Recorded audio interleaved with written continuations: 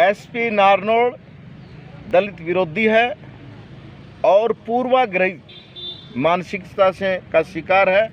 हमारा आदमी तमाम सबूत देता है, गिरफ्तारी की बात करता है, तो उसको दोषी के पक्ष में, जाने अनजाने में दोषी के पक्ष में। आप सरकार से क्या मांग करना चाहते हैं एसपी के खिलाफ? हम सरकार से मांग करना चाहते हैं कि इस एसपी का तबादला किया जाए, अन्यथा जिला महेंद्रगढ़ का जो एससी समाज है पूरा रोष प्रदर्शन करेगा, आंदोलन तेज करेगा, क्योंकि ये तमाम जो एससी के जितने भी मुकदमे दर्ज हुए हैं उनके अंदर एफआईआर को कैंसिलेशन करने का काम करवाता है। ठीक है, धन्यवाद जी।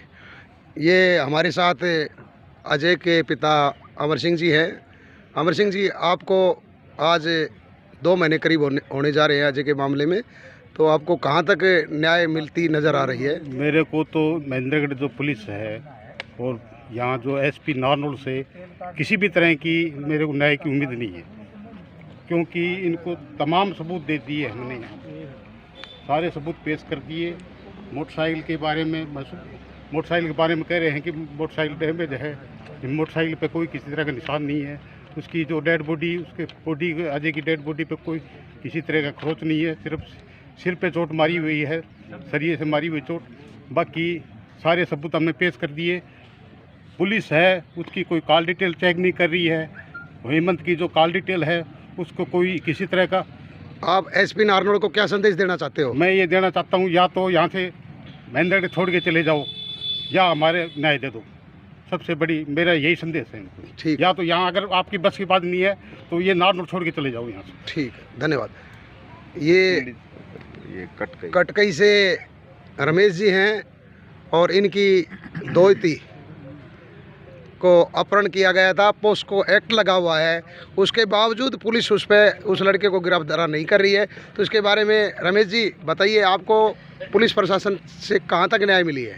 पुलिस प्रशासन से मुझे कोई न्याय नहीं मिली है। मैंने सारे सबूत,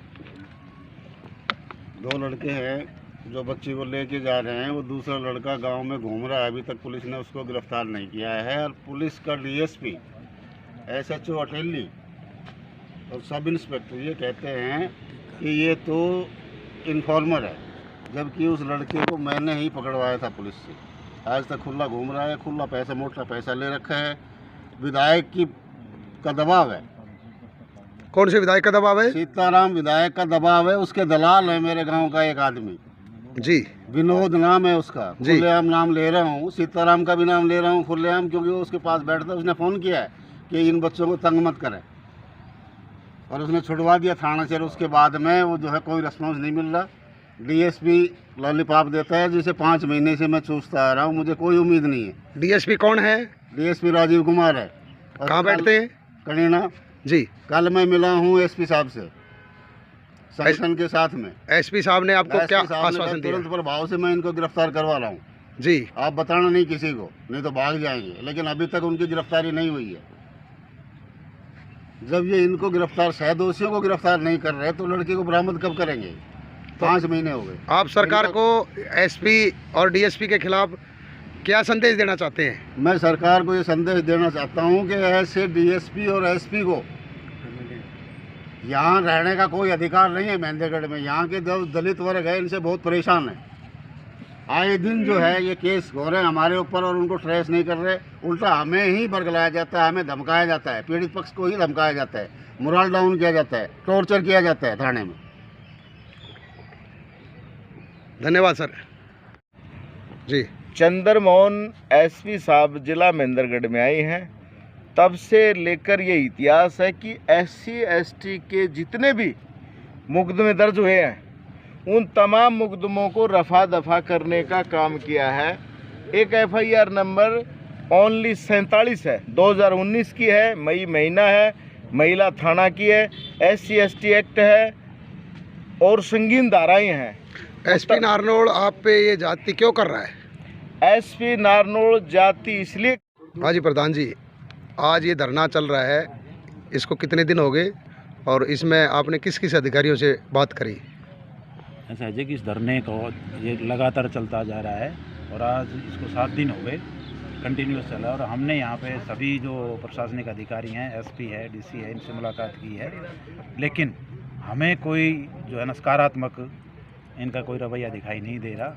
इसीलिए जो पूरा समाज जो हमारा बैठा है, ये सारे इसी में बैठे हैं और सर्व अनुसूचित जाति संघर्ष समिति के तत्वाधान में हमने धरने का आयोजन किया हुआ है। इसी में सभी लोग जो है वो भाग दे और सभी को ये रोष है कि हमारे समाज के ऊपर जितने भी जो ये गलत मुकदमे कुछ किए हैं उन्होंने और अत्याचार जो हो रहे हैं, अभी जो पीछे आपने देखा होगा कि हमारा 1 साल से ज़्यादा तो 160 का हमारा मुकदमा चला हुआ है, उसमें इन्होंने कलम मिले थे एसपी साहब से, उन्होंने अनट्रेसेबल कर दिया है इसको। जबकि प्रधान जी, ये कितने मुकदमे हैं जिनके लिए आप पैरवी कर रहे हैं? हमारे पास इस टाइम 6 मुकदमे जो है ना वो हैं जिनके लिए हम पैरवी कर रहे हैं। और सबसे पहला जो हमारा मुकदमा जो बता रहा हूँ 160 का है, जिसको 1.25 साल से ऊपर हो गया और इसमें हमने बार बार जो है इनको ज्ञापन भी दिए हैं, इनसे मुलाकात भी की है। कल लास्ट में इन्होंने फिर इसको अनट्रेसेबल कर दिया है। इसके बाद अभी जो आपने देखा सुना होगा, अखबारों में भी देखा होगा और वैसे भी देखा है कि अजय जो बेरी निवासी हैं उनका मर्डर किया गया था, जिसमें ये पुलिस जानबूझकर उसको दुर्घटना बता रही है कि भाई एक्सीडेंट हुआ है। तो ये एक सरासर गलत है, इसमें समाज को बहुत बड़ा रोष है इसमें। और इसके बाद जो है हमारे एक नांगल काठा का भी एक केस है, उसके अंदर जो बच्चियां हैं उनके साथ जो पड़ोसी है दूसरे अदर कास्ट के लोग हैं, उन्होंने उनके साथ मारपीट की है। और जब पुलिस में हमारे मुकदमे के बाद जानबूझ के उनके साथ एनकाउंटर जो है ना वो क्या कहते हैं काउंटर FIR दर्ज की है, ये सरासर जो है पुलिस की वो है नाइंसाफ़ी है। तो हमारे इसके बाद हमारा एक केस इसका है मंडाना वाला केस है, इसमें भी जो है ना पुलिस कोई कार्रवाई नहीं कर रही है।